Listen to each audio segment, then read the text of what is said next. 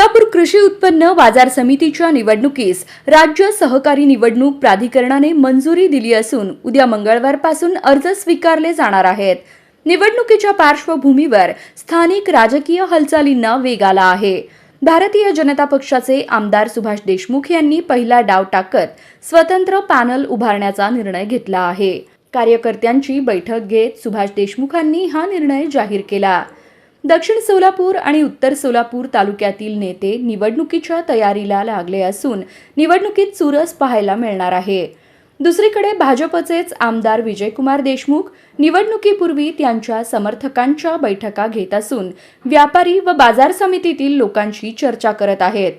त्यांच्या सावध रणनीतीमुळे बाजार समितीच्या निवडणुकीतील समीकरणं आणखी रंगतदार होण्याची शक्यता आहे। सोलापूर कृषी उत्पन्न बाजार समितीच्या निवडणुकीसाठी 27 एप्रिल रोजी मतदान होणार असून 28 एप्रिल रोजी मतमोजणी होईल।